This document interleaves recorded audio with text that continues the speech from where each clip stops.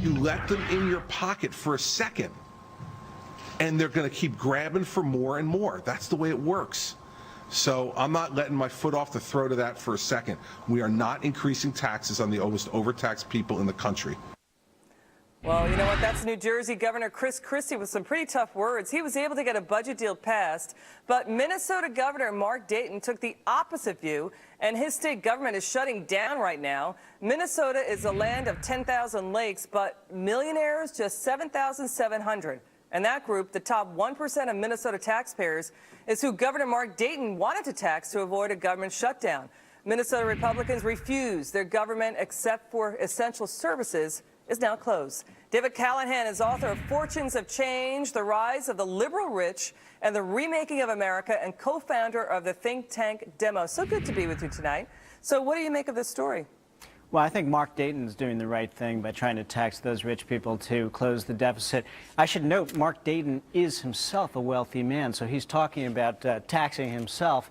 But is there a lockbox for those state revenues? Does that money get put in the lockbox to, pay down the deficit? Is it sequestered anywhere? No, he's trying to raise that money to close the gap. I mean, he has already agreed. But where does it go? Are you sure it's going to be set aside to close the gap? Because clearly that hasn't been happening in Minnesota for decades. Well, no, that's what this deal is all about. I mean, it is to find a combination of spending cuts and revenue to close that $5 billion deficit. All right, so let me just tell you this. All right, what happened in Maryland in 2008, Maryland passed a millionaire's tax. Guess what? A third of the millionaires left, and Maryland is still on the ropes. Massachusetts lost a lot of people when they didn't pass a flat tax. They lost a lot of people to Rhode Island and New Hampshire who were moving to cut taxes. I hear what you're saying. I think American people and small businesses, they want to pay a tax that's fair. They want to actually pay taxes. They just don't want to pay when you have a reckless government who doesn't know what it's doing. Well, it turns out that the tax system in Minnesota is not fair. It's become less fair over recent years. Working class families now pay a higher tax rate,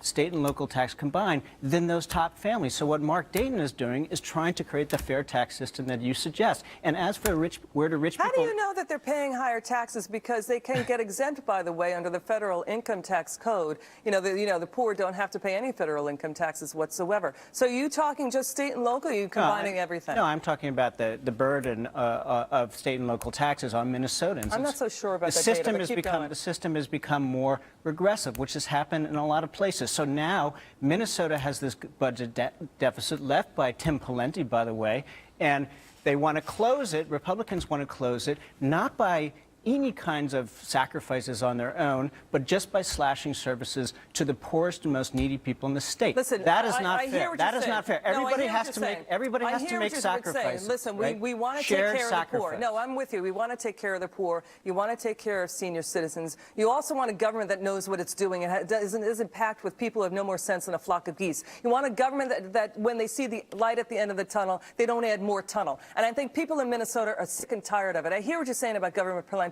They didn't balance the budget, and people are tired of getting hit with more taxes when there's government waste across the board. And why don't you hit that first instead of hitting the taxpayer? And by the way, you're hitting the job creators who can create jobs in the state of Minnesota. Think of the history. Minnesota has been a high-tax state for the last 40 years. It's also generally led the country in job growth, GDP, per capita income. This is a high-tax, high-investment state.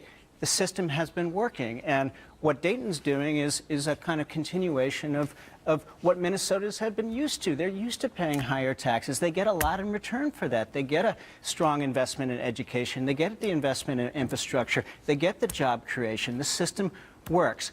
And also, the only way that we're going to get out of these budget problems is if everybody slays some of their sacred cows. The Democrats are willing to slay some of their sacred cows.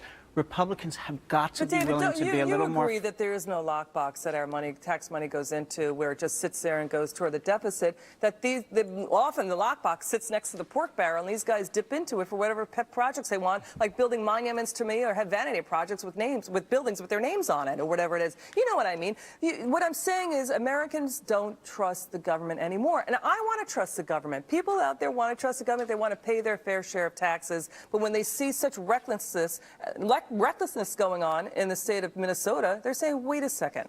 Look, how do you know that the small business guys won't leave the state if they get taxed?